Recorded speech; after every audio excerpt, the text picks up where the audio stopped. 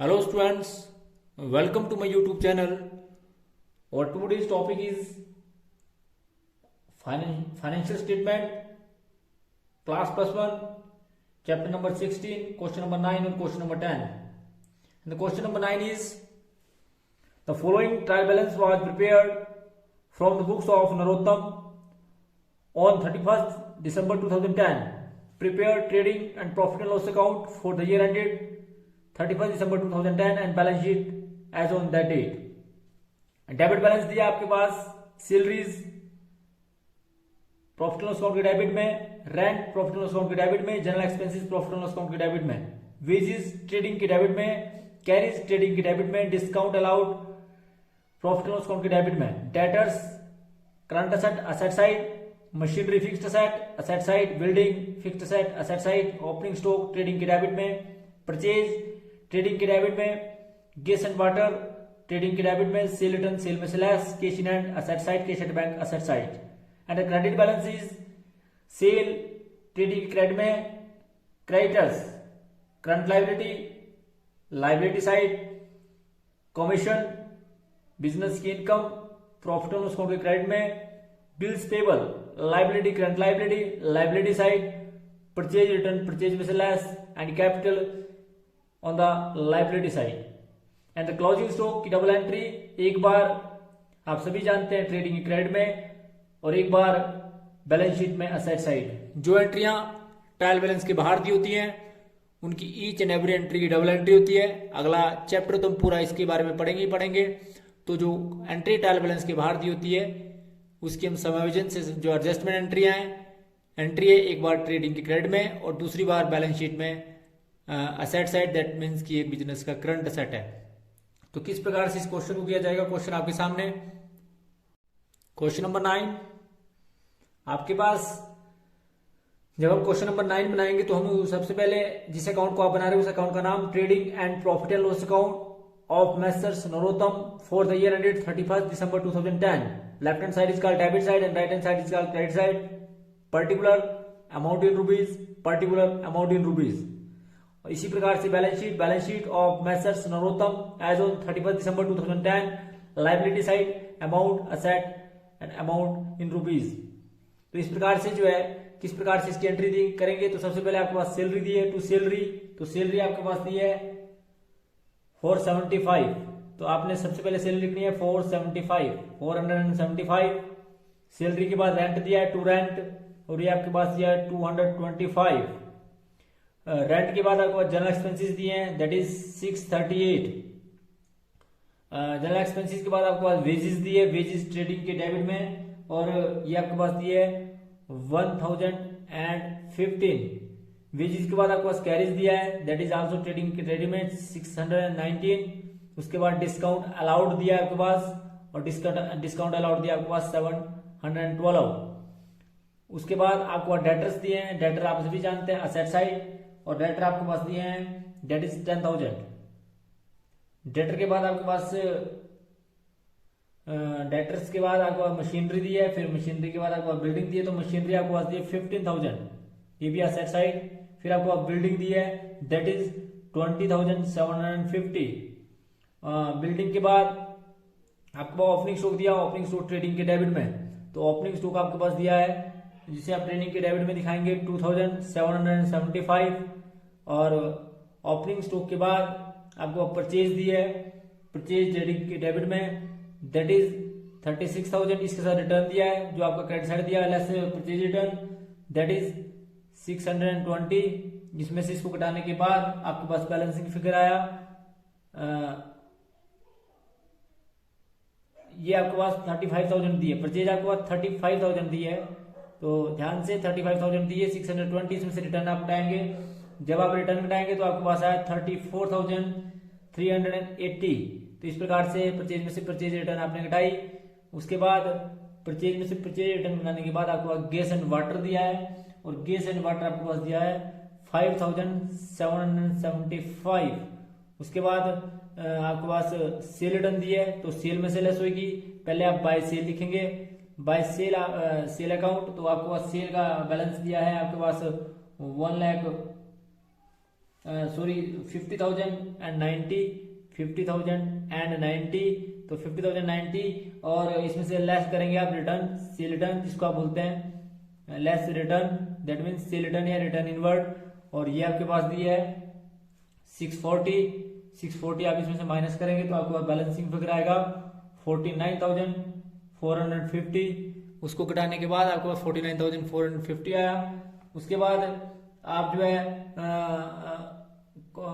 Cell return के बाद cash in hand और कैश एट बैंक दिया है, तो कैश इन हैंड आपके पास दिया है 780 और कैश एट बैंक आपके पास दिया है 920, और उसके बाद आपके पास क्रेडिट बैलेंस की आइटमें दिए हैं, इसमें सेल हमने लिख ली है, और सेल के बाद आपके पास क्रेडिटर्स दिए हैं, तो हम क्रेडिटर्स लिखेंगे, तो क्रेडिटर्स आपके पास दिया हुआ है, क्रेडिटर्स का बैलेंस दिया है 6,634, उसके बाद आपके पास कमीशन दिया है, तो आप बाय कमीशन लिखेंगे, जो आपका आप सभी जानते हैं कि प्रॉफिट एंड लॉस अकाउंट के क्रेडिट में आती है बाय कमीशन अकाउंट, क्योंकि बिजनेस की इनकम है, और ये आपके पास दिया है 5,000, और कमीशन के बाद आपके पास बिल्स पेबल दिया है, तो बिल्स पेबल बिजनेस की लाइबिलिटी है, करंट लाइबिलिटी, तो इसको आप लाइबिलिटी से लिखेंगे बिल्स पेबल, और ये बिल्स पेबल आपके पास दिए हैं 10,980, और उसके बाद आपके पास कैपिटल का बैलेंस दिया है, क्योंकि परचेज रिटर्न की आपने एंट्री कर दी है, तो आपके पास कैपिटल का बैलेंस दिया है, तो कैपिटल का आपके पास बैलेंस दिया हुआ है जी,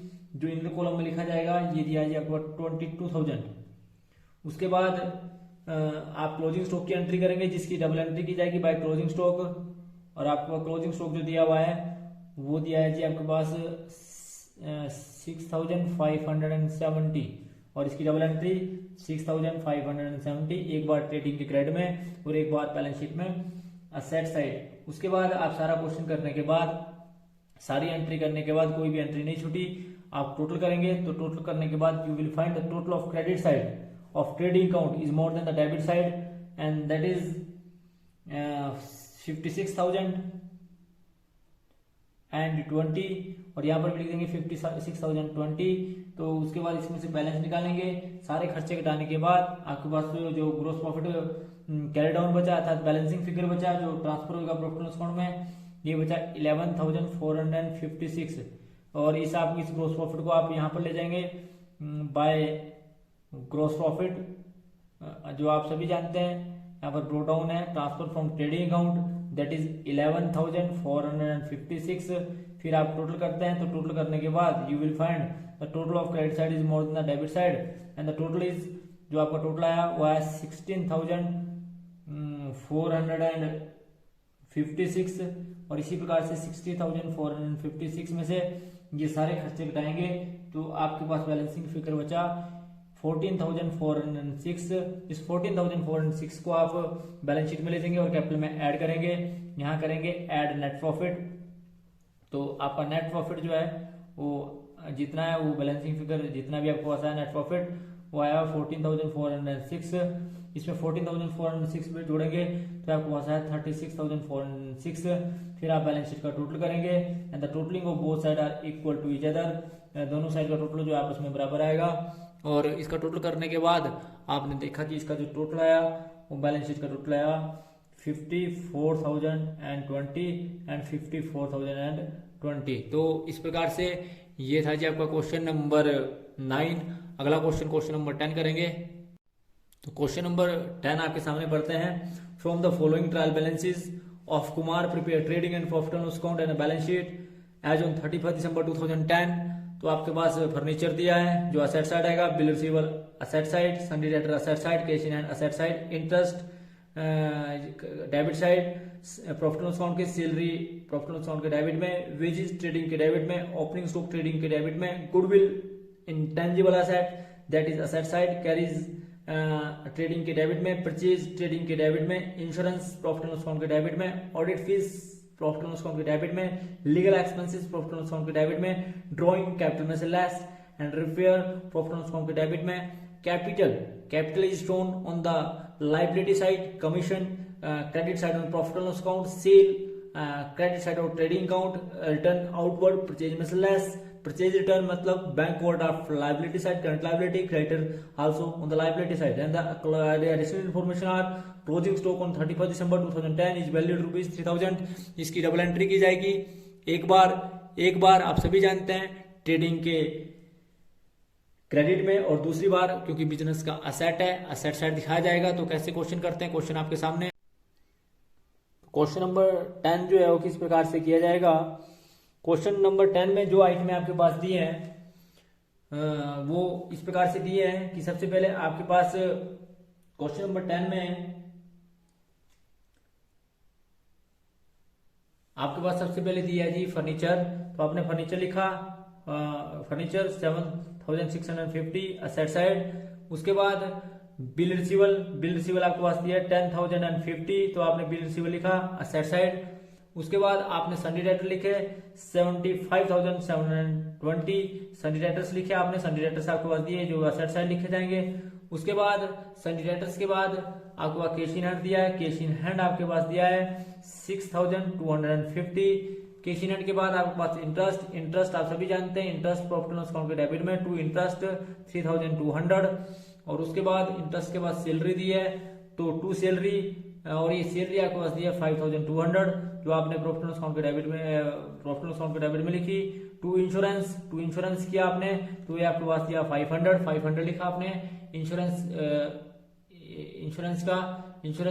से पहले आपके पास वेजेस दिए आपके पास 25,890 ट्रेडिंग के डेबिट में। ओपनिंग स्टॉक किया आपने, और ये लिखा आपने 40,500। उसके बाद आपने गुडविल लिखी, गुडविल जो है वो असेट साइड आएगी, तो दैट इज 25,000 टू गुडविल लिखी 25,000। उसके बाद कैरिज आप सभी जानते हैं ट्रेडिंग के डेबिट में 2,720, तो कैरिज के डेबिट में। उसके बाद परचेज ट्रेडिंग के डेबिट में 60,900, और इसमें से लेस रिटर्न किया 4,570। लेस करने के बाद आपके पास आया 56,330 जो आपने लेस करने के बाद ट्रेडिंग के डेबिट में आउटर कॉलम में दिखाया। उसके बाद इंश्योरेंस का आपका 500 दिखाया प्रॉफिट एंड लॉस अकाउंट के डेबिट में। उसके बाद audit fees 1,100 to audit fees, to insurance के बाद टू ऑडिट फीस 1,100। उसके बाद लीगल एक्सपेंसेस 610। उसके बाद ड्राइंग कैपिटल में से लेस, तो आपने पहले कैपिटल लिखी, कैपिटल जो आपकी क्रेडिट साइड में दी हुई है 1,05,000, उसमें से लेस किया ड्राइंग 13,200, तो आपके पास बैलेंसिंग फिगर आया 91,800। फिर आपने कैपिटल ड्राइंग के बाद आपने रिपेयर लिखा टू रिपेयर 3,400, और जो प्रॉफिट एंड लॉस अकाउंट के डेबिट में। उसके बाद कैपिटल आपने उधार दी। Commission profit and loss account के क्रेडिट में बाय कमीशन 9,000। उसके बाद बाय सेल आपके पास थी 1,28,000, तो आपने इसको भी क्रेडिट में लिखा। उसके बाद बाय सेल लिख दिया आपने। उसके बाद रिटर्न इनवर्ड जो आपने घटा दिया परचेज में से। बैंक ओवरड्राफ्ट बिजनेस की करंट लाइबिलिटी, उसको आपने लाइबिलिटी साइड दिखाया। क्रेडिटर्स भी आपने लाइबिलिटी साइड दिखाया 27,320। उसके बाद सारी एंट्री करने के बाद आपकी क्लोजिंग स्टॉक की एंट्री है। क्लोजिंग स्टॉक की डबल एंट्री, एक बार ट्रेडिंग के क्रेडिट में बाय क्लोजिंग स्टॉक 3,000, और एक बार बैलेंस शीट में असेट साइड 3,000। उसके बाद सबसे पहले आपने ट्रेडिंग अकाउंट का टोटल किया। ट्रेडिंग अकाउंट का टोटल जो है 1,31,000 था।